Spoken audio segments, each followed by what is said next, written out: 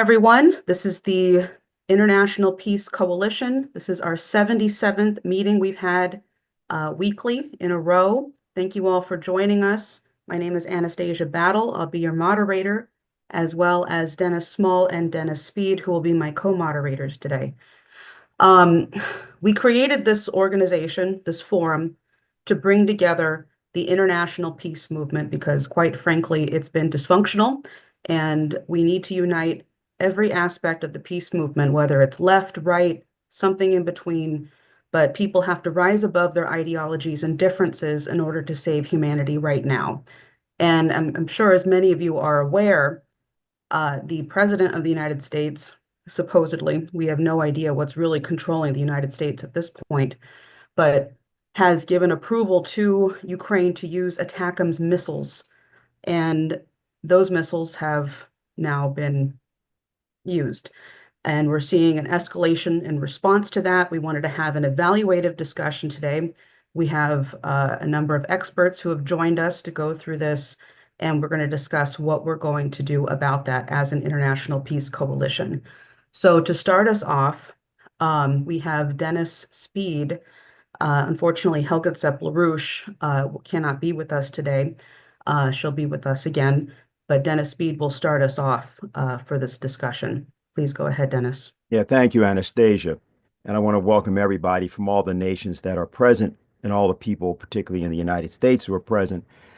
And as everyone knows, this is perhaps the most dangerous transition of the presidency in American history, and it affects, of course, the world as a whole.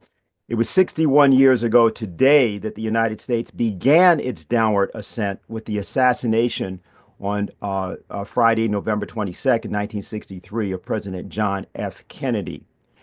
1 year earlier, the president, his brother Robert, and Soviet leader Nikita Khrushchev had collaborated to bring the world back from the brink of thermonuclear war.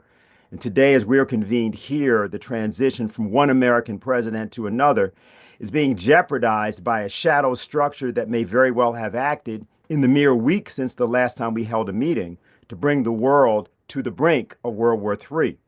What we discuss and we decide to do here today is occurring in the long shadow of the impact of that day in Dallas 61 years ago. But it's the impact on this moment that we have to be concerned about.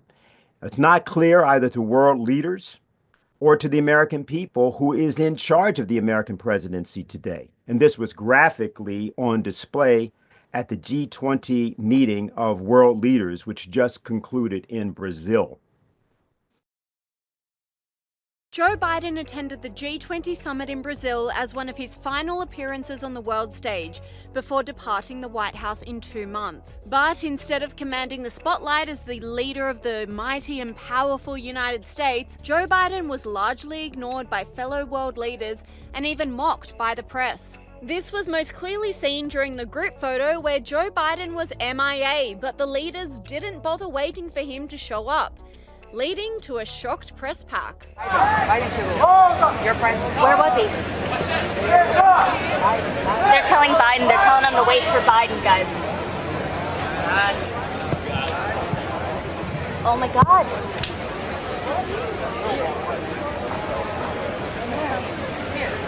Do you see him, Joe? Far left. Left to the left of the palm tree. Oh my God. But they took it. Yep. He's right there. Joe, he's behind the palm tree right now. I don't see it. The internet exploded, with this commentator highlighting China's President Xi Jinping front and center of the photo. He said, "Pretty clear which superpower leader thinks he's bossing the G20, and no Biden in sight." And it wasn't only world leaders throwing shade at Biden, the world's media mocked him too. This commentator said, "Foreign media mocks Biden as they film him totally stranded and lost at G20. Everyone walked off on him." Now, what did it mean to the world's leaders and to their governments to see the ostensible president of the United States unable to find his way to his place in a photo shoot? Is a secret government that has, in one form or another, been ruling the United States since November 22nd, 1963, so arrogantly disdainful, not only of the American citizenry, but now of the world as a whole, that they flaunt their despotic rule? To this moment, so far as I am aware, we have no confirmation that the ostensible President Biden did indeed deliberate upon and decide to commit American long-range missiles to attack Russia, though he must be presumed accountable. The Democratic administration doesn't appear to believe that they are required to tell us. In the face of these things, what must responsible governments do, economically and militarily, to defend themselves, and even more importantly, their posterity? The leaders that walked away from the Biden photo reshoots showed something by their actions, and that is that colonialism is over. The global majority has pledged itself to that as strongly as did the founders of the United States once pledged their lives, fortunes, and sacred honor to ending British rule and throwing off their colonial status. Although the American President Franklin Delano Roosevelt died before he could make good on his promise to rid the world of British, French, Dutch, and Belgian colonial rule, 10 years after his death in April of 1955, the Afro-Asian Summit at Bandung committed itself to that objective. Note that at that time, there were only 4 independent countries in the entire continent of Africa, a continent with 253 million people at that time. Now there are 54 nations, and in 2050, one generation from now, 25 years from now, there will be 2.5 billion people in the continent of Africa, the same number of people that were on the entire planet in 1950. What does it mean to leadership in the global South to struggle to be in a position to determine their posterity and what happens to their country? Think about patriots of Argentina like former President Cristina Kirchner, now facing jail because of her and her husband's defeat of the International Monetary Fund, their defense of nuclear power. Or Brazil's President Lula, once imprisoned and now returned to power and committed to the forging of a path forward with the continent of Africa, as well as for Brazil, into prosperity and the eradication of poverty. Or Lula's colleague and also former President Dilma Rousseff, once tortured in jail, now the head of the New Development Bank. Or Naledi Pandor of South Africa, whose eloquence in defense of Palestine echoed the principled moral outlook of a Nelson Mandela in the face of personal threats and the disapproval of the entire transatlantic elite. Now, unfortunately, madness, the dementia that always seizes those that believe themselves to be the masters of the universe, has seized, twisted, corrupted, and destroyed the United States.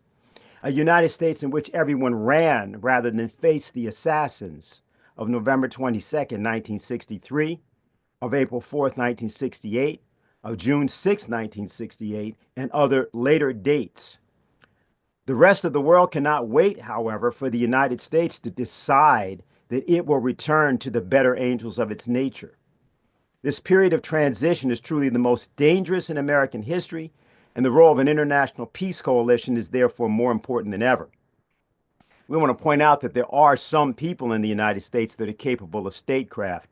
For example, former Congressman Dennis Kucinich has stated, quote, Biden has made a decision to insert the United States into an unambiguous escalatory phase using the territory of Ukraine to attack Russia directly with missiles which can reach 190 miles deep.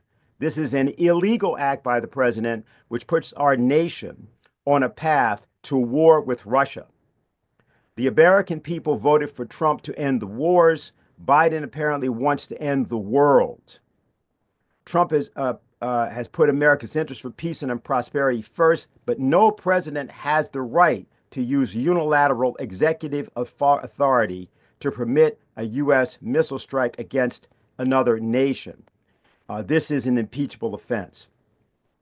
Finally, I just want to point out that when Russian President Vladimir Putin was speaking to the Russian people immediately after the use of the intermediate range ballistic missile system, the Oreshnik, he said something very important that I think we all have to keep in mind. He said, Of course, when we choose, if necessary, and as a retaliatory measure, targets to be hit by systems such as Areshnik on Ukrainian territory, we will warn civilians in advance and also ask the citizens of friendly states who are there to leave the danger zones.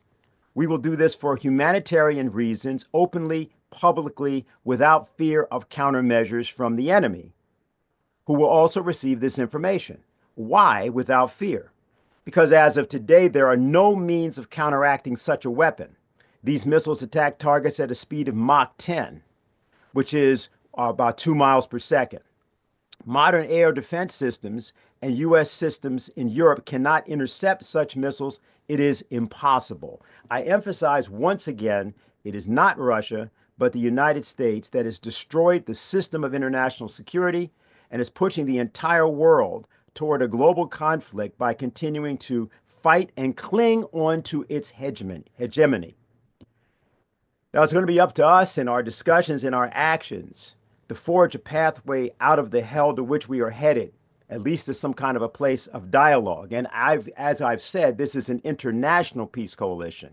It involves nations, usually 40, 50 nations that get on here. And it's only by that international input that we can hope to return the United States or other nations of the transatlantic world to their senses. As John Kennedy stated in his American University speech of 1963, in the final analysis, our most basic common link is that we all inhabit this small planet, we all breathe the same air, we all cherish our children's future, and we are all mortal.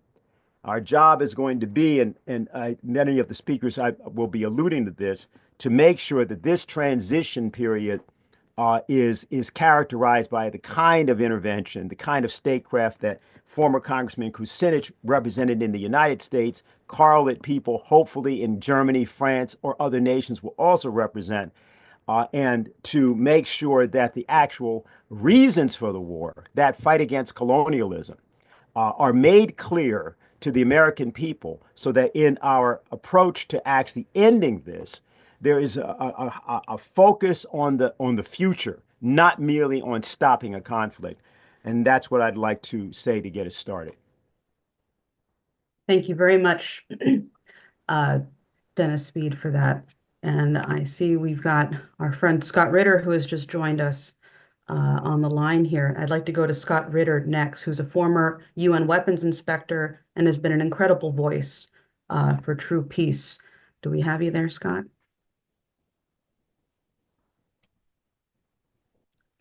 I'm here. There we go. Please go ahead.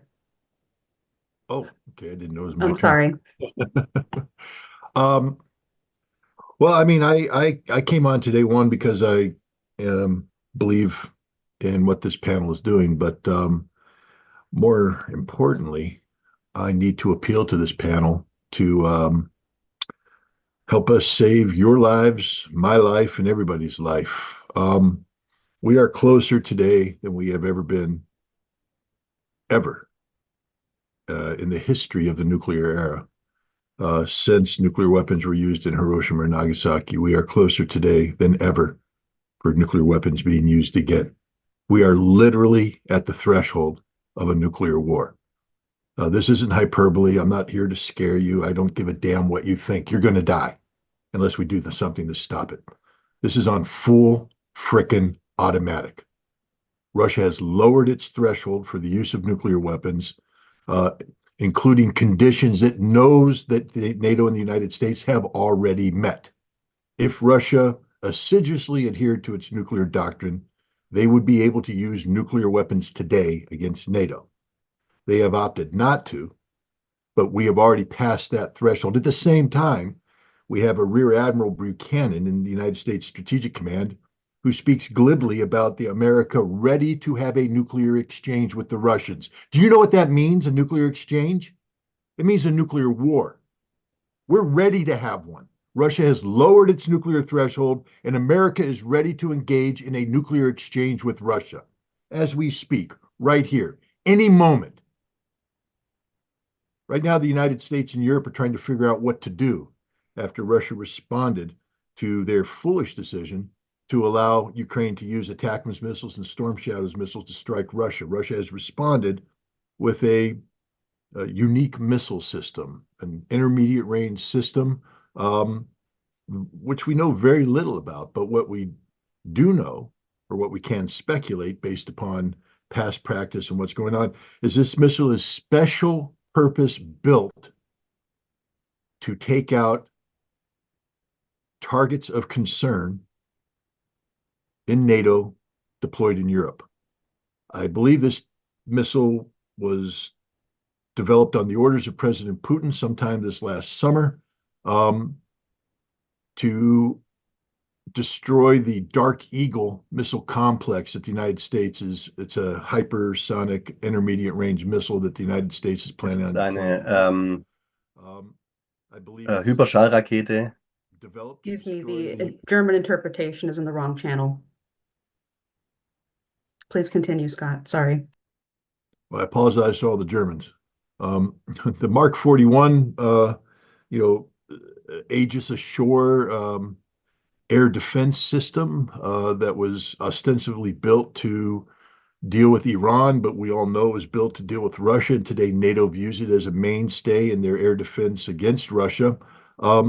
This system is designed to take that out. It's designed to take out command and control facilities, logistic facilities from top to bottom, left to right, all of Europe, using non-nuclear payloads.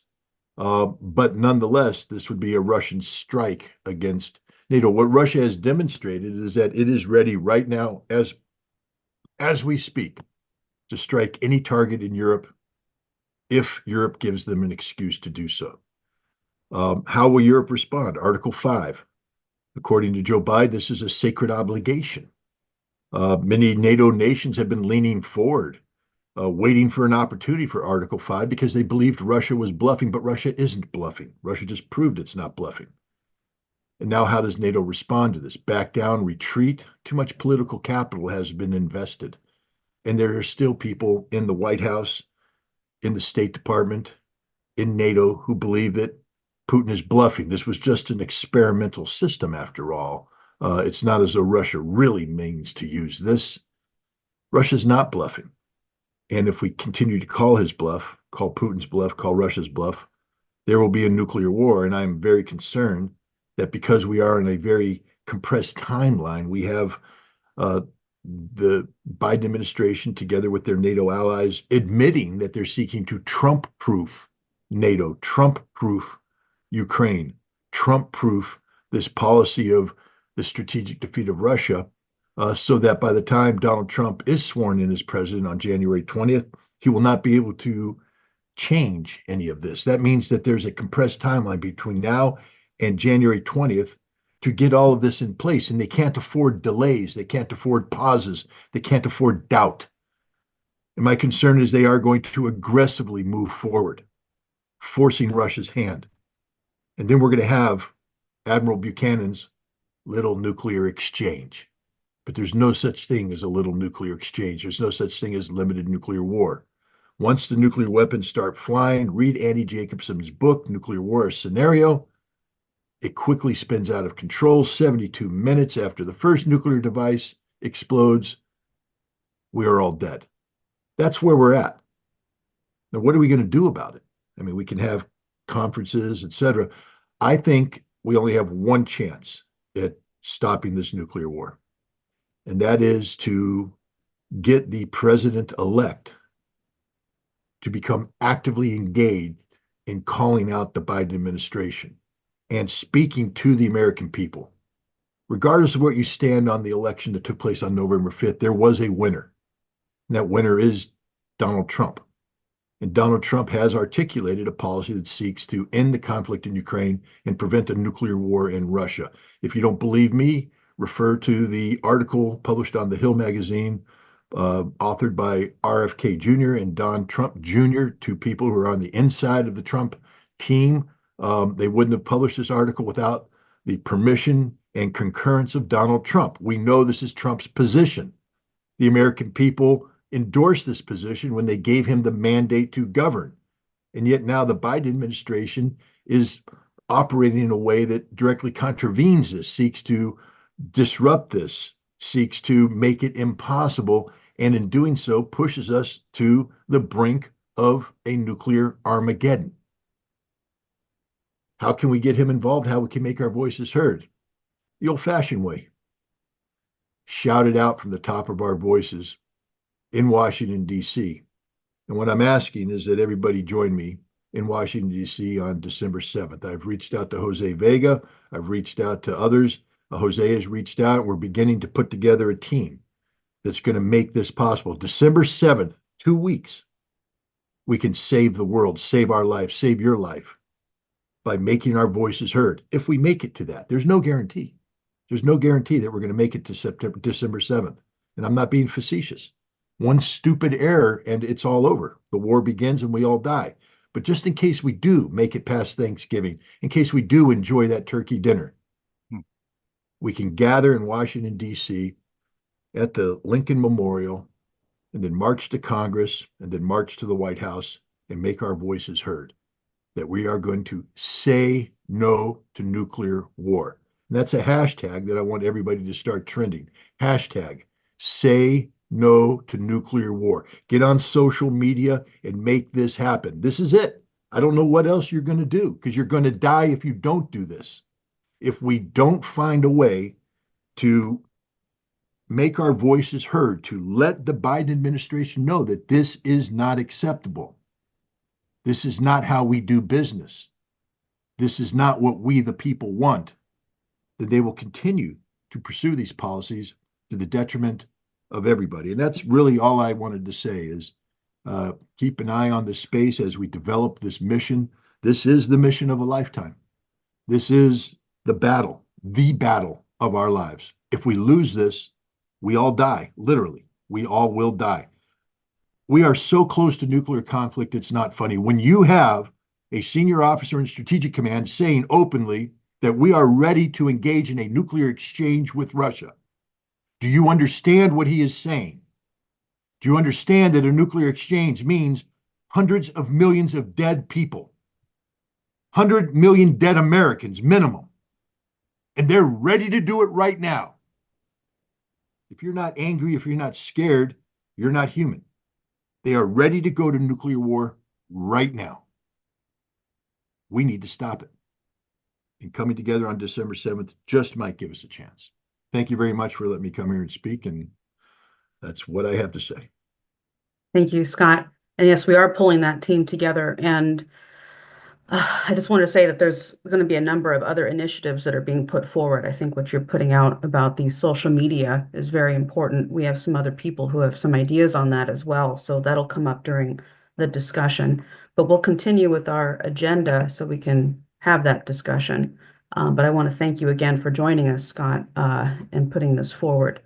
Next, we have Ray McGovern, who is a former CIA analyst and co-founder of Veterans Intelligence Professionals for Sanity. Thank you so much for joining us, Ray. Do we have you on there? There we go. Hi, welcome. Good to have Thank you you. on. And I want to thank Scott for being persistent in warning us of the imminent dangers. They are truly unique in the history of our nation, in the history of the nuclear era. It is. Can everyone hear me? I see some Yes. people raising. They can. Yes. We Okay. can hear you. Okay. You know, it's hard to think of some good news at this point. But you know what? We all need to stay sane. And even though it's on a related subject, not Ukraine, we just learned that the president of Ireland, that the head of Ireland, the Taoiseach, has said that if Netanyahu lands in Shannon, he will be arrested and given over to the World Court. That's good news. Okay, maybe people will follow his example because under the procedure of universal jurisdiction, those who signed the Rome Treaty are obligated to act in that way. Now that's reaching pretty far for some good news, but it is good news, and we need to grasp on to whatever news comes that way. I would add simply that the Irish know what forced starvation is. They know what the great hunger is. And I think we should take Taoiseach at his word. And if Netanyahu wants to fly here where we won't arrest him, and he runs out of fuel over Ireland, he's not going to be able to ditch Shannon. He's going to have to go somewhere else. Now, it was also mentioned that John Kennedy, it's the anniversary of his death. It's been 61 years, okay? Why do I mention that? Well, we know about his speech at American University, and Dennis quoted from it. I would like to quote the operative portion from this in the situation we find ourselves now.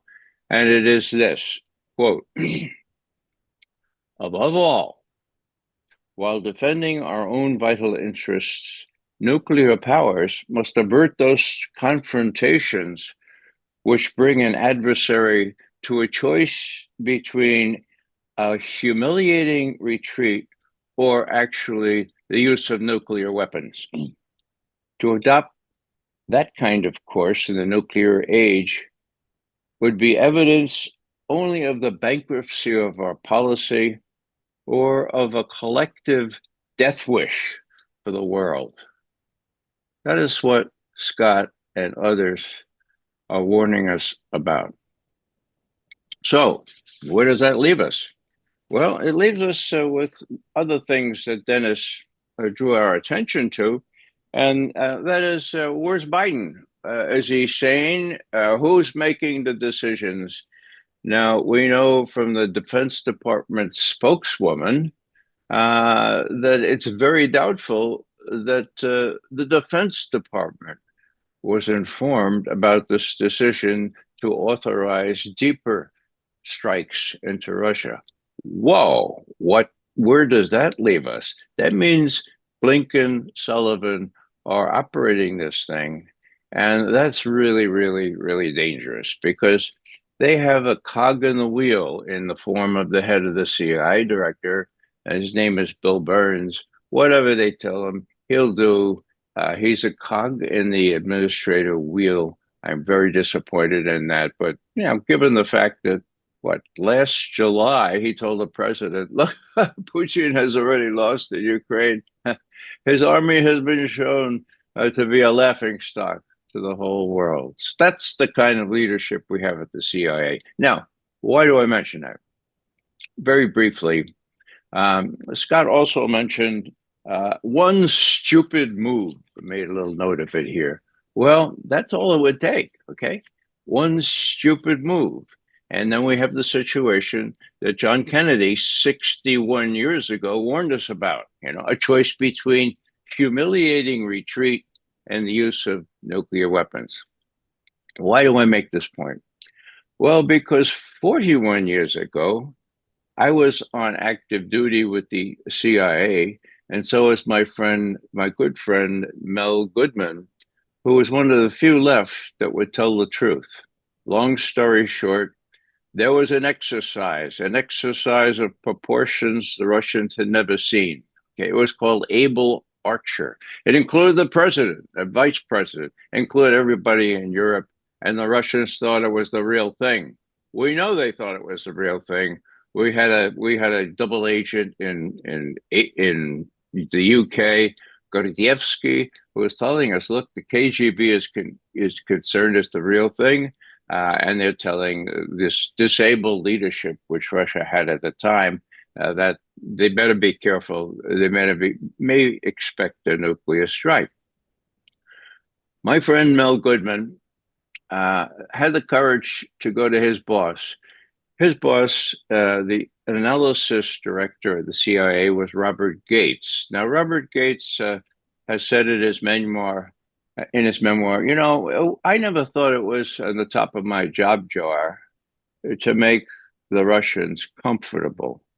I thought it was much better to keep them on a razor edge, okay? That's the attitude Gates said. So Gates dismissed it when Goodman went to him and said, look, they think it's the real thing. They're getting ready. We have information. They're loading nuclear weapons on aircraft please call the White House, tell them to stop it. Well, Gates said, I'm not going to do that. So, to his great credit, Goodman and two others went around Gates up to Bill Casey. And they said, Mr. Casey, this is really serious. The Russians think we're about to attack it. They're going to attack us. Would you please call the White House? Would you call McFarland, the National Security Advisor? Call the president. Tell him to tone this thing down. Okay. Tell him to get in touch with the Russians. This is not the real thing. Okay. Casey heard them out. I said, thanks very much. They left. Next thing you know, the White House has toned the thing down. It's a narrow escape, folks. You may recall that earlier in 1983, we had the downing of KAL-007. We had the evil empire espoused by Reagan. We had lots of other things where things were almost as delicate, almost as dangerous, almost as they are now. Now, why do I mention that? Well, where is Bill Burns? He's the head of the CIA now. Where are the courageous people? Goodman had to leave the agency after that because Gates wouldn't abide him. Where are there any left at the CIA to sound the knell? And if they tell Bill Burns, I mean, it boggles the mind to think that Bill Burns would be worse than Bill Casey. Bill Casey was an inveterate anti-Soviet. Okay, well, we can't depend on those folks anymore. Okay. And so what we have to do is kind of what Scott is saying. You know, we did this before. We were able to stop nuclear war, nuclear buildups. The Russians are very, very sensitive and very worried about this. Even though, in my view, President Putin will be very perspicacious. He's already shown that he can use weaponry that could carry a nuclear warhead, but he's got weaponry that doesn't have to. He said, well, this is new. This is sort of like we're testing it. Oh, it works. I mean, you know, that's tongue in cheek in his announcement yesterday, but it does work, all right? And what we need to do is make sure that we don't face Russia with a choice between a humiliating retreat and the use of nuclear weapons. That's why we have to get off our rear ends. That's why we have to tell all our friends. We have to make it clear that American citizens act as if we lived in a democracy. We got to stop this, and we got to stop it soon. Thank you very much for letting me speak. Thanks, Scott, for hanging in there. Thank you, Ray McGovern. So next I'm going to go to Professor Steve Starr, who actually has requested that he gets response from people on the panel. He's an expert on nuclear weapons and has been a professor at the University of Missouri and former director of the university's clinical laboratory science. Do we have you there, Professor Steve Starr? Yes, you do. Can you hear me? Yes, I can. Please go ahead. Okay. Well, I shared my screen here. I have a PowerPoint presentation. I'd like to begin by emphasizing that Russia considers itself at war with the United States and European nations, specifically the UK, since the US and UK have launched their missiles into the territory of Russia. This was a statement made by President Putin on September 12th when Keir Starmer came to the White House when they were set to initiate this attack, but was delayed until, well, after Trump was elected. Речь идет не о том, чтобы разрешать украинскому режиму наносить удары по России этим оружием или не разрешать. Речь идет о том, чтобы принять решение о том, что страны НАТО напрямую участвуют в военном конфликте или нет. Если это решение будет принято, это будет означать не что иное, как прямое участие стран НАТО, Соединенных Штатов, европейских стран в войне на Украине. Это их прямое участие. И это уже, конечно, существенным образом меняет саму суть, саму природу конфликта. Это будет означать, что страны НАТО, США, европейские страны воюют с Россией. Речь идет. So They went ahead and attacked Russia anyway. And the U.S. hides behind the fig leaf that they're allowing Ukraine to make these decisions. But as President Putin pointed out, the decisions are made in Washington. The targeting decisions, the programming is all being done by the United States technicians. And the result was that the other day, Russia used its new intermediate range ballistic missile to strike Ukraine. And this is a MIRV warhead, which means it can carry multiple warheads. There looked like there were 6 different separate groups of weapons. So, and some people say that there were 36 total projectiles that hit. I don't know. I believe Larry Johnson suggested it could have been 6 missiles. But at any rate, these are nuclear capable, and Russia was making the point. So what else has happened?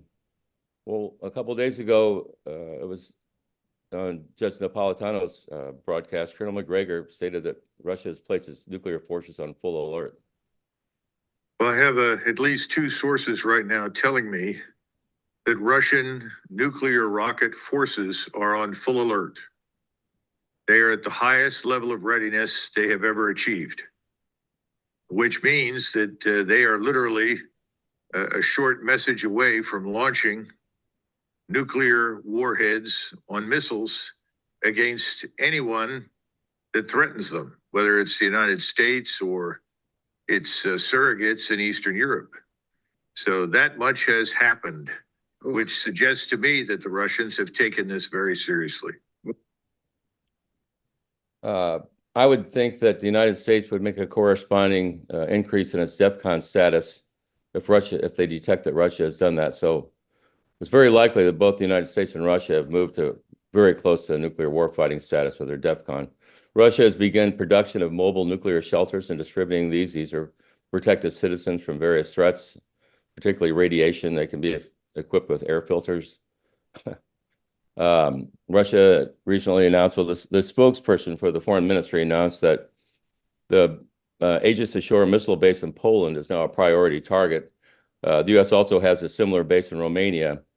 The Polish base is 741 miles away from Moscow. That's about the distance of Quebec City from Washington, D.C. The Romanian base is 811 miles. That's like Thunder Bay over on the northern edge of Lake Superior for Washington. I suspect the United States wouldn't appreciate that if they had missile bases placed in those locations. These systems use a Mk-41 vertical launch system, and it can be used to launch nuclear-armed Tomahawk cruise missiles. This is a selection of missiles that can be used. You can see in the center anti-air warfare, the SM-6 missile, which may eventually be replaced with a hypersonic weapon that can hit Moscow in 4 to 5 minutes. I suppose it could be fitted with a nuclear warhead. But you can see over here, the Tomahawk missile is one of the weapons that's loaded into the Mark 41. This is an image of the missile being loaded into it on the Aegis Ashores. The Aegis systems are used on naval vessels, so that's why they call it ashore. Well, Russia can't verify what's in those containers. You can see over to the right that the missile goes in the container, and that's the structure. So you can understand why Russia would consider this to be a priority target, because the Tomahawk missile can hit Moscow in about an hour or so, and the hypersonic weapons that soon to follow will be in a matter of minutes. I think that if they're foolish enough to attack the Kursk nuclear power plant, they could start a nuclear war. Russia would retaliate with a nuclear strike.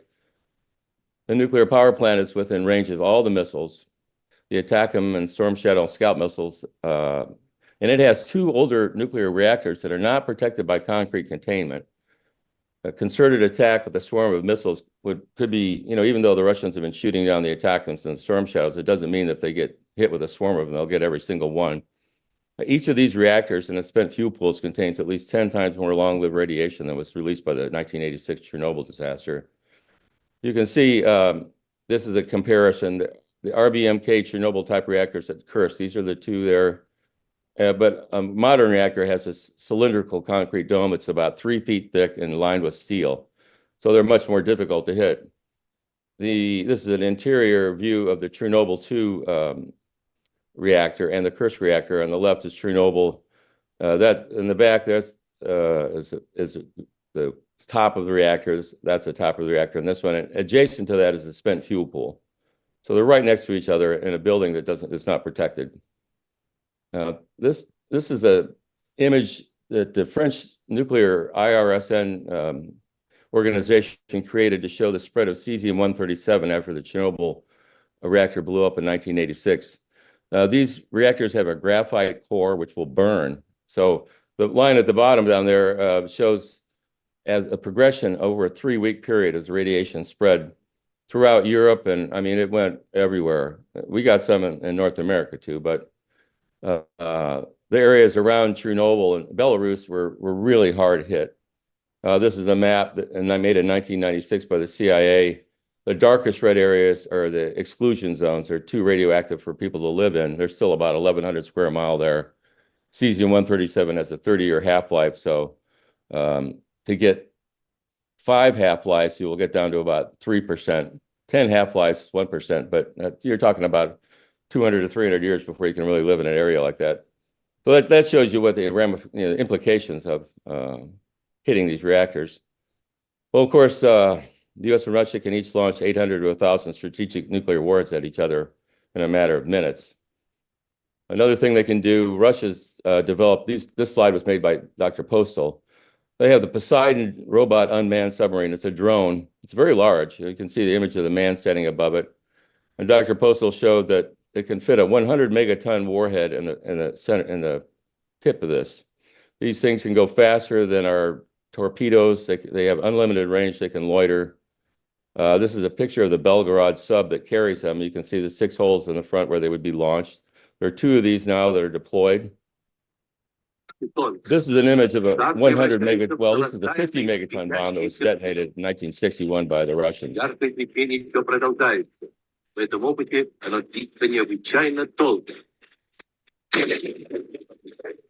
believe this photograph was taken at least 75 or 100 miles away from the detonation. It was detonated in a remote area where there weren't a lot of forests or anything, but had it been detonated in an area where it was heavily forested or urban, it would set enormous fires.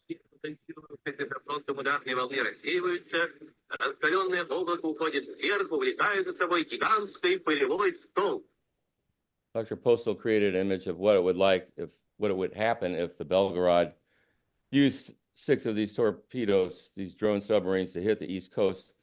And the largest yellow circular area depicts a fire zone. Would be 17,000 square kilometers or 6,500 square miles for each one of these detonations would be set on fire. This is a video I created some time ago that shows what happens. I shortened it a little bit, but it shows what happens when Russians respond with an attack on NATO forces, and it goes from there.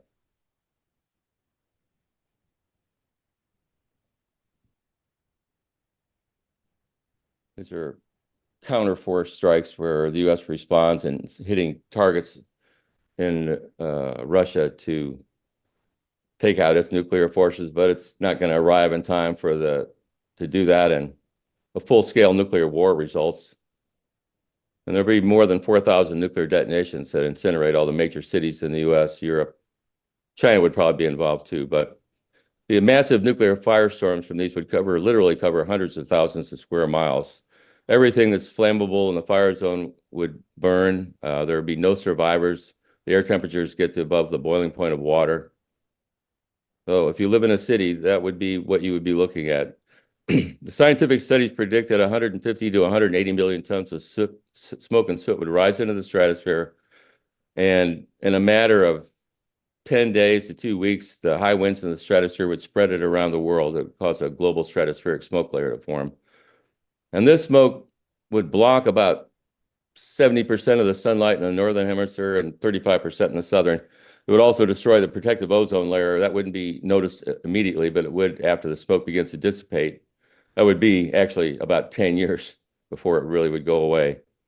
So 70% of the sunlight means that it's going to be at noon on a day in June, say in the northern hemisphere, it would be like having a full moon out at midnight. That's how much sunlight you would get.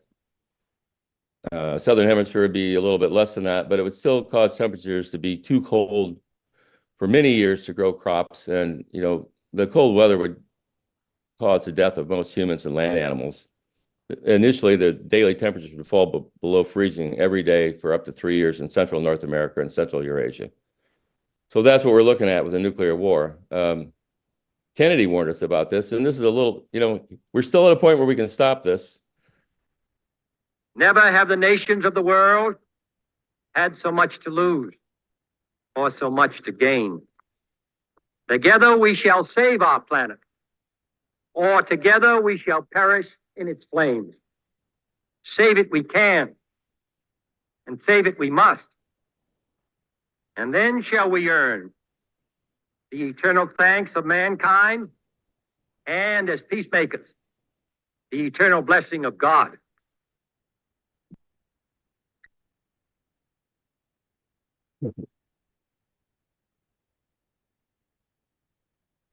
Well, Trump may be no Kennedy, but I agree with Scott Ritter that he needs to act, contact the Russians, do everything he can to stop this. I would also suggest that Biden needs to be impeached. And Francis Boyle has written up articles of impeachment that are available. Thank you for your attention. Thank you, Professor Starr, for that.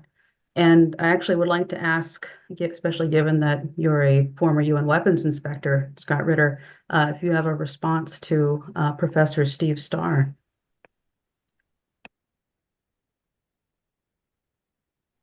Oh, I think you're muted there, my friend. There we go. Okay. There we go. Said I want to applaud him for laying out the this case succinctly, accurately, dispassionately, almost too dispassionately. It's not a criticism.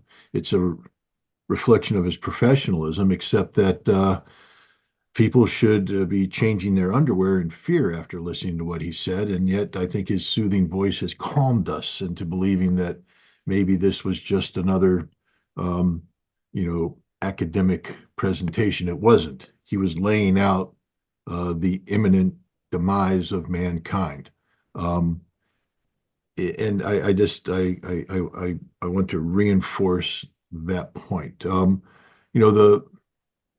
The Russian weapon that was used, I'm getting ready to publish a paper on this today, if we make it, that breaks down what I think it is. There's not much literature out there, but if you know the history of Russian ballistic missile design and such, this was a weapon that it's related to a weapon that the Russians were developing, the Soviets were developing back in the early 1980s called the Skorost. And the Skorost missile, 15Ja-66, was quickly developed by then Minister of Defense Ustinov to respond to the planned deployment of Pershing II missiles by the United States into Germany. The Russians were very afraid of the Pershing II because once you launched the Pershing II, 7 minutes later, it hit Moscow. And the Russians were not happy about that. So they built this missile, the Skorost, which was an amalgam of components drawn from the SS-20 Pioneer, the Mod 3 version of the Pioneer, the SS-25, which was still under development, the SS-27, which was top secret under development. Nobody even knew it existed. And they put it all together in a two-stage missile topped with conventional warheads, and they were going to flood Czechoslovakia and East Germany with these systems and monitor on a continuous basis the Pershing II bases. And the moment the Pershing II went to the field in a in a manner that looks suspicious, they would take it out preemptively. That was what the Skorost was all about, to preemptively take out emerging threats. The system was nearing production when the INF, in fact is, it was ready to go into production in March of 1987. But in December, Ronald Reagan and Mikhail Gorbachev signed the Intermediate Nuclear Forces Treaty, so the Skorost went the way of history. And in doing so, the Skorost, people need to understand, again, I keep telling people, there was a time when we talked to the Soviets. There's a time when we talked to the Russians. Um, I spent a lot of time at the Russian embassy in the last 2 years attending functions and talking to Anatoly Antonov, the ambassador, and talking to uh, Major General Bobkin, the defense attaché, and talking to his officers and having very detailed conversations. I just, remind Bobkin was a former, when we started talking, he's a strategic rocket forces guy who was in an SS-25 unit in Novosibirsk when I inspected it in 1990. What a small world we live in.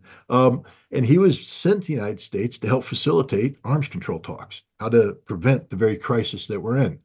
Anatoly Antonov is an expert on the United States. He speaks English fluently. And he was, of course, the man who negotiated the New START Treaty with Rose Gutmuller. He was ready to engage again on extending the New START to prevent exactly what's happening. Anatoly Antonov was here for 7 years, and the U.S. didn't talk to him. Bobkin arrived, and the first thing that happened is that the Ukrainians got him blackballed in the defense attaché circuit, so nobody talked to him. Had they talked to him, as I did, they would have gotten an insight into how the strategic rocket forces felt about the INF Treaty, about the START Treaty, about disarmament, about what Gorbachev did to them, and how they feel that impacted their national security. And you would understand that they were very bitter about this entire experience. They felt that they had been weakened by it and that they were ready to regain the former glory of the Soviet strategic rocket forces. If you know anything, again, if you've studied Russian military history, Soviet military history, you understand that the present day is very much influenced by the past. So when the United States withdraws from the Intermediate Nuclear Forces Treaty in 2019 under President Reagan, Putin said, we view this treaty as being very important to prevent war. And so we will not develop new intermediate range systems, and we'll act as if the treaty is in force so long as you don't deploy intermediate systems into Europe. Of course, earlier this year in a NATO exercise in Denmark, we deployed intermediate nuclear forces, intermediate range missiles, nuclear capable, to Denmark. And Putin said, okay, we're moving forward. And the byproduct of this is the missile that was tested the other day. But people don't understand what this missile is.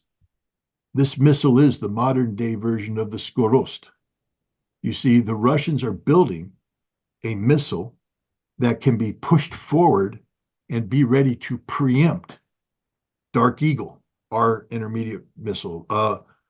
The Russians just put the Mark 41 Aegis Ashore on notice in Poland. That is a target. The target that will destroy it is this. Look at what this was. This is a missile that makes use of not the YARS, which is what the Rubiej, the RS-26, this is derived from, used the YARS first stage. This uses the Keder first stage, the Cedar. Now, most people don't know what the Cedar is, but the Ukrainians just came out and said that it's the Cedar. How would they know? Well, they have the debris. And on the debris are serial numbers. And the serial numbers show what the booster was.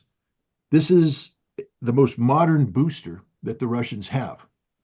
Similar in size to the ours, so as it doesn't change the configuration of the system, but it has unique solid fuel principles that allow the missile to burn in variable speeds, making it impossible to target. The other thing it does is it doesn't use traditional MIRVs. I keep hearing people say multiple, independently targeted warheads. That's not what this was, not at all. This is the new system. The new system is, instead of a bus, a plate, so to speak, where the warheads are attached, that separates from the missile and then comes in and releases the warheads to their target on a trajectory, though, because it's still moving as this happens. What we have now is independent mini missiles that are there, and they fire themselves. So the first stage takes it up, second stage puts it in, and then you fire these independent missiles. And these missiles, each one of them had 6 large submunitions on them. This is where the name hazelnut comes from. Because if you look at a hazelnut tree, you look at the pod of nuts, it's exactly what you see with these submunitions coming down. This missile was developed specifically to take out Dark Eagle missile arrays. If you take a look at the layout, the footprint of the Dark Eagle, where the radar is, where the command and communications are, where this missile is designed to annihilate that. People kept saying, where's the explosion? It's not meant to be high explosive. It's meant to be a kinetic kill. And these submunitions come down and they will kinetically kill everything on the ground. These submunitions come down at such velocity that if they hit the Aegis ashore, it will be a smoking hole in the ground. This is what this missile is designed. Putin just put us on notice that he has a conventional missile system that is designed to preempt anything and everything NATO plans on doing to Russia, and there is no NATO response. There's nothing they can do about it. This is literally the equivalent of the most alpha wolf in the world coming in and pissing all over your home. That's what Putin just did. And it didn't have to be this way. Putin said right there, your withdrawal from the INF Treaty was the greatest mistake you have ever made, because now you have compelled us to do this. And here we are. We didn't want to be here, but because of all the provocations you've done, we have checkmated you. And that's the case. I don't think the West has woken up to what has just happened. It is over for the West. The only thing we can do is nuclear war. And sadly, we have somebody who believes that we can have a nuclear exchange. I just, again, want to have people reflect on what that means. It means the Biden administration is ready to sacrifice 100 million Americans for Ukraine. The Biden administration is ready to sacrifice 100 million Americans for Ukraine. And is that what we want? So I want to thank Professor Starr for his presentation. It's fantastic. But guys, this is as real as it gets. This isn't theoretical. The reason why I went through all this, the stuff about this missile, is to point out that sometimes when people talk about weapon systems and all that, people feel a little remote from it. They don't identify with it because it's something they don't understand. So I wanted to bring it in a way that hopefully everybody understood what's going on, what this represents, how real this missile is, and what the consequences of our actions are in compelling Russia to develop this missile, and now the impossible situation it's put us in. Because understand, it has put us in an impossible situation, a very dangerous situation. By revealing this missile and showing his willingness to use this, Putin has literally given the West 2 options: capitulate or nuclear war. We have to find a way to find a third option. We have to find a way to get in between. We have to find a way to communicate. And this is a communication that isn't just amongst an American audience. We have to communicate with the Russians. Now, we can't do it directly because that's against the law, apparently. That's the Logan Act. But we can do it indirectly. For instance, me talking to you. If a Russian is listening to this, copy it to another Russian, and copy it to another Russian, and get this goddamn message. Excuse my language, but I'm very upset, guys, because we're going to die. And I sort of wanted to spend Christmas with my family, had big plans for Christmas, and I don't think we're going to have a Christmas right now. That's how dangerous this situation is. We have to stop it. We have to pull out all the stops. We have to communicate with our fellow Americans. We have to send the signal to Donald Trump that you can't just sit there and let this happen. You were elected to prevent this, and they're going around you. You must speak out now. I've invited Trump to come to the rally, to speak out, to let his voice be heard, to rally the American people around him. I'm not asking for a January 6th. I'm asking for a December 7th. It's a beautiful day to do it on, Pearl Harbor Day. Wouldn't it be nice if we could actually reverse the historical legacy of Pearl Harbor, and instead of celebrating December 7th every year as a day when the Japanese attacked it, celebrate as the day that the American people saved their lives and saved the world while they're at it? And after we do it on December 7th, we can then on December 8th reflect on the fact that that's when the INF Treaty was signed. And maybe we can start promoting arms control and get a new INF Treaty signed so that this new missile that the Russians have developed can go back into the trash heap of history, and the Dark Eagle goes in the trash heap of history. And once again, sanity prevails as we eliminate the single most destabilizing weapons in the world, which are these intermediate range nuclear weapons. December 7th and December 8th, could have picked two more historically relevant dates. Let's help make them relevant. Let's redefine December 7th, and let's breathe new life into December 8th. Again, thank you, Professor Starr. Thank you, Scott Ritter. Thanks, Scott. Go ahead, Steve, if you wanted to say something real quick. Thanks for the kind words. I wish I was as an effective speaker as Scott is. And I didn't mean to misinform about the MIRVs. I didn't understand that about the new weapon system. No, you didn't misinform. I just spent the whole night. I'm looking tired because once I get involved in something like this, I can't stop it. It's what I did in the Marine Corps. It's what I did in every job I ever had. Once I got an idea, I just had to keep digging and digging and digging. I've been spending all night putting this together. And I just hope there's enough energy left in my body to put it on paper and get it published, because I think it's something that everybody needs to know. Well, I also saw that Ray McGovern, you turned your camera on. I just wanted to check with you to see if you had a response, and I'll make an acknowledgement that Larry Johnson has also joined us, so we'll go to him after that. Ray, but did you have something to say as well? I do. Can I be heard? Yes. Yes. Yeah, good. Well, I want to thank both Scott and Steve. This is the necessary factual input to get us not only concerned, but angry and willing to get off our rear ends and do something about it. We all can do something about it, right? Aaron Bushnell, when asked why he self-immolated, said that, people ask, what would you have done during the genocide in Nazi Germany? Now with the genocide in Gaza, well, you're doing it now. And we're all doing what we should do now, except we're not doing it. So let's take advantage of what Scott is inviting us to do. A couple of small things. First, a straw in the wind, some good news, okay? There is a link, a communications channel between the US and Russia. It's Secretary of Defense Austin with Belousov, the defense minister in Moscow. That, as far as I know, is operative. They do share, and they have been able to prevent really bad things.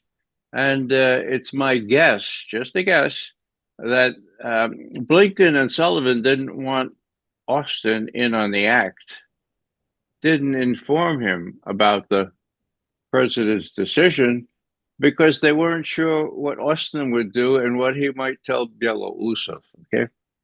Now, Putin has made it clear that there's no defense against these weapons, that he will warn civilians to get out of the way, because he's so confident that if he gave them a couple of days' notice, they still couldn't put up a defense against it. That's because these missiles, well, even though they're new, even though they're just being tested, look what they did to Dnipropetrovsk there, that big missile factory right in the middle of Ukraine. So last thing here, 7 minutes. Now, when the SS-20s were put into European Russia, and when the Pershing IIs were put into Western Europe, Gorbachev finally decided his trust level with Reagan was so high, they said, let's get rid of these damn things. Long story short, they weren't needed, okay? They only gave 7 minutes notice. They were destroyed. The first time in history that a whole class of missilery were destroyed in place with the warheads and everything else. Scott, to his great credit, spent 2 years in that garden spot called Votkinsk in the middle of Siberia, or in the Urals, to verify that. What am I saying here? I'm saying that there is this experience. Now, that was between Gorbachev and Reagan, okay? Reagan learned something from that scare in 1983 that I told you about before. Maggie Thatcher learned something about that, and she was one of the influences on Reagan to come to this deal. The deal was sealed. The weapons were destroyed. Who got out of that treaty? That treaty lasted for 32 years. That's longer than the ABM treaty, which we also got out of. Okay, 32 years until Trump decided to exit the treaty. Why? Best guess is that the Army that the Army, Air Force, and Navy put such pressure on him that he had no other choice. So you're a Putin now, and you're looking at all this. Okay, well, what do? You mention Trump in this very, very formal, very, very, very alarming speech, and you say, "Look, it was under Trump, 2019, that we got out of this." Okay, so we can't depend on Trump. We know the power of the military-industrial complex. We don't know who's in charge in Washington, and that adds to the very delicate situation right now, as if more were necessary. So just want to chime in with those things. 7 minutes, SS-20, Squatus missiles. I think Squatus means the fastest missiles you can produce. They were ready. Let's hope that rational thought prevails, but it's probably not going to do that unless we get out and do the kinds of things that Scott is suggesting and tell people about the things that Stephen put up so brilliantly in warning about what actually happens. And that admiral that thinks we could have a limited nuclear war should be cashiered on the spot by Austin if he still has any authority over the Defense Department. And that's all I wanted to say. Thanks for letting me comment. Thank you, Ray McGovern. And I just want to let you all know that my text messages are blowing up with people wanting to talk about Scott Ritter's third option. There are ideas coming in, so we'll definitely have a dialogue about that. But I want to go to Larry Johnson first before we go to that discussion. Larry Johnson, you can correct me, I believe you're a former CIA analyst and also a co-founder of Veterans Intelligence Professionals for Sanity. And thank you so much for joining us, and I appreciate you coming on at last minute. Well, I appreciate the promotion. Dennis got me here under false pretenses. I didn't know this was going to be a VIPS meeting with Scott and with Ray here. But let me also disabuse you. I'd love to take credit for co-founding VIPS, but that was Ray. You know, he just called me up and said, "Hey, want to join?" I said, "Sure, I'll join anything." You know, let me hone in on I think the real thing that is alarming is we don't know who's in charge in Washington. And there's something broader afoot than just this conflict and the potential for a nuclear war between Russia and the United States. I want to remind you on November 8th, when the FBI came out and indicted Fakhar Shakiri for a plot to kill Donald Trump, an assassination plot. And when you dig into the indictment, the easiest way I can say this is this thing was staged.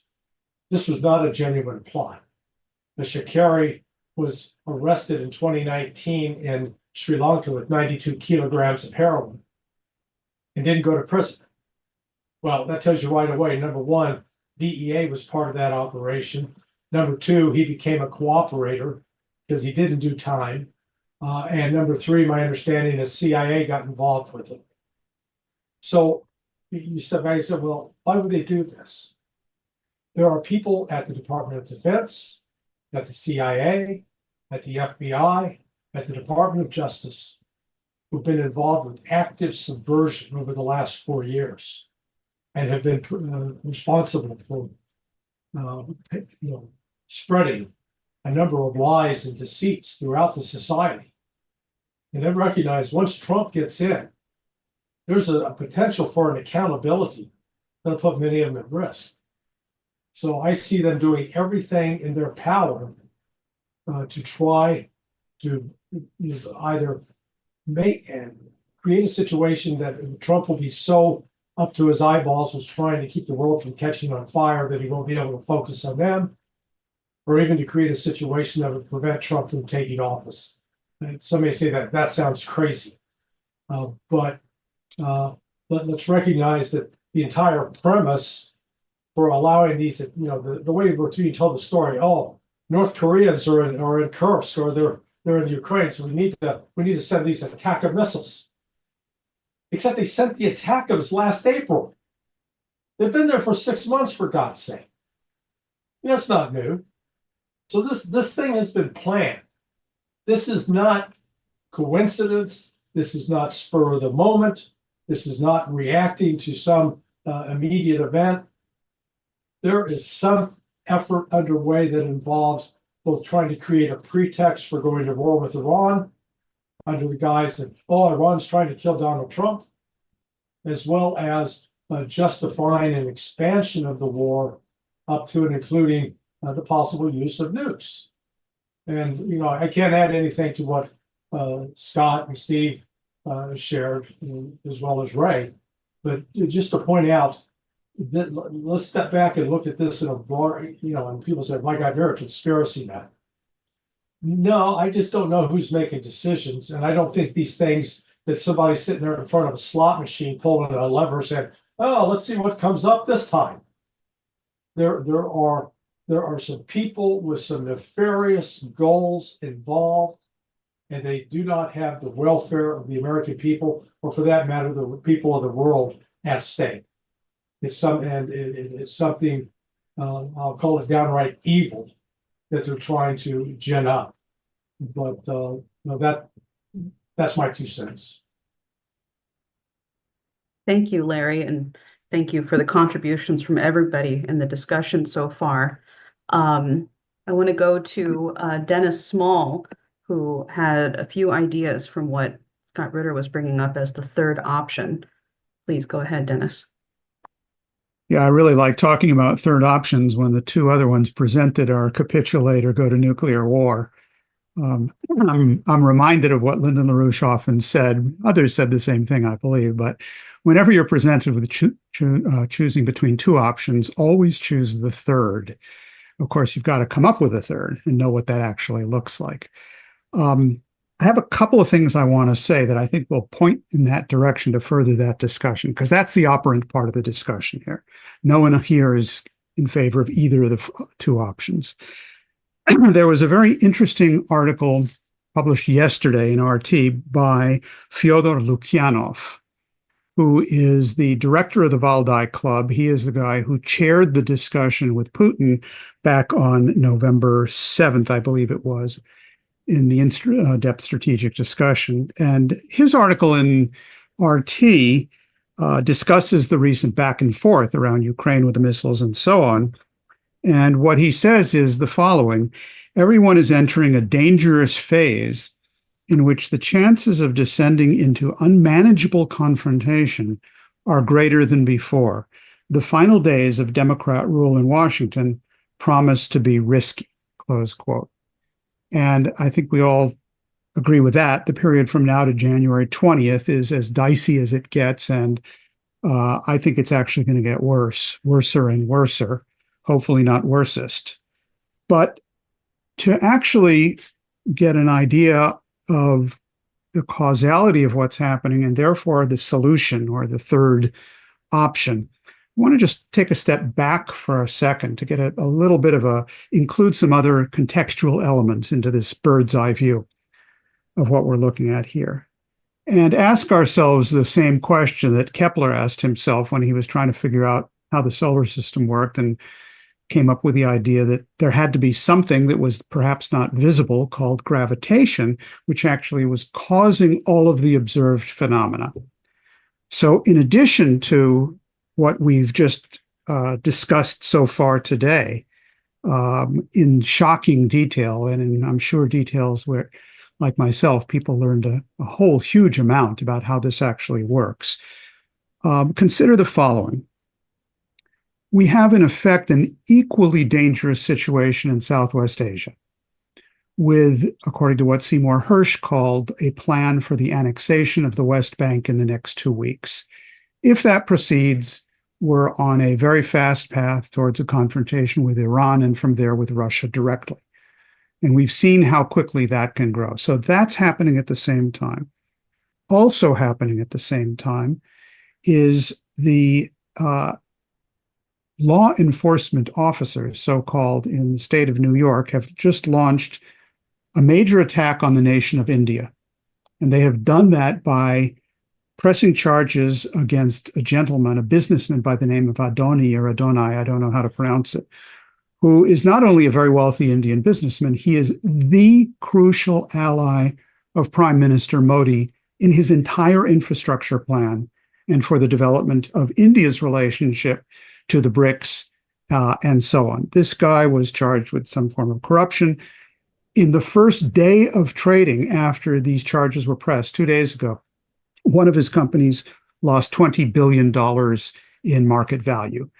This is a declaration of war against Modi. They don't care whether they push Modi completely into the BRICS and away from the United States. It's damn the torpedoes. Same damn the torpedoes we see in Southwest Asia, same damn the torpedoes we're seeing around the Ukraine question. And the final other sort of sighting in our solar system that we're looking at here is what just came out of the Treasury and the State Department, but mainly the Treasury, on sanctions on Russia. When you thought it couldn't possibly get any worse, Yellen has announced full, complete, 100% sanctions on everything resembling a Russian bank everywhere around the world with anybody that they trade with. So that's more of the same. What's new here is that a high-level Treasury official by the name of Neiman, I believe is his name, Neiman, announced that there has been discussion of cross-border settlement payment systems recently. He didn't say the BRICS, but that's obviously what's going on. And he announced that the United States would never tolerate this, that any attempt to do this will be destroyed. It was sort of the equivalent of, we're going to launch financial attacks on any nuclear operation, on any payment system operation going on. So I would propose to people listening and participating in this discussion that all of these different components in somewhat different strategic areas are actually totally coherent with what we're now witnessing around Ukraine, coming from the United States, but clearly from London and Paris. And I got to say, I agree with Colonel Brossard, who recently put out an article in which he said, look, this was consulted by Washington with London and with France. And London has always, throughout this whole thing, played the lead role in escalating this up to the stratosphere. So we've got that type of approach, and they are, in fact, taking advantage of this period where they hope to be able to get away with it. Now, why bring in these other elements? Does that muddy the waters? I think not. I think it clarifies the waters to be able to look at various features of the third option. We have forces in the United States to mobilize. That's what the IPC is about. That's what each and every one of us is doing in various ways. And I applaud what Scott Ritter is proposing with these street demonstrations. We're out there. Complementing this is that the Schiller Institute has called for a 2-day international conference on December 7th and 8th to discuss precisely these issues, because in addition to the United States, there's a whole world out there. There's 4.7 billion people that are part of the BRICS now. It's the majority of humanity. And believe me, they are all looking for that third option, and they're looking in particular for the kind of alternate economic and financial system which goes to the core of that which is driving us to the confrontations, which I've pointed to 3 additional areas besides the one that we've looked at in such important depth today. We are putting out a pamphlet as well to discuss the details of proposals for this conference, and it will go along the lines of that a development drive means billions of new jobs, no refugees, and no war.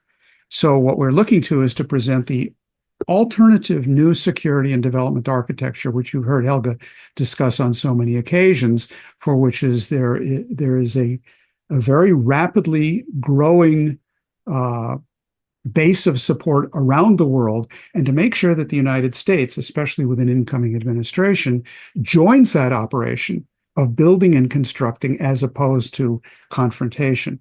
And I think that has to be part of what we're appealing to President-elect Trump on, as we say, you got to stop Biden from what he's doing, but it has to have this positive component of, okay, this is the kind of new security and development architecture that must be built.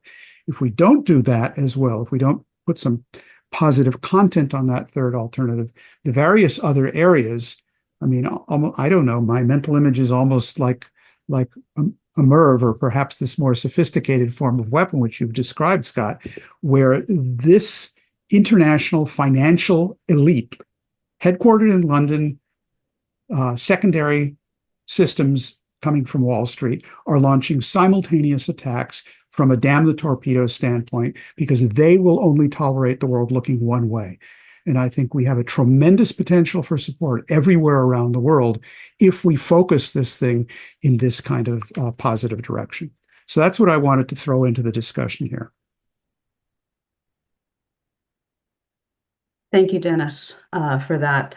And I think what we'll end up doing is we'll go to the discussion period soon, but I just got a Larry message from Johnson's got to Dennis. get off, and I'd like to address something to him. Oh, please go ahead. Yeah, fine. Yeah, because I know Larry's got to get going. So I just want to say something and see if he has something. So Larry, your hypothesis concerning this idea of this broader action. I know you have to get going to another podcast. Let me ask you a question about that.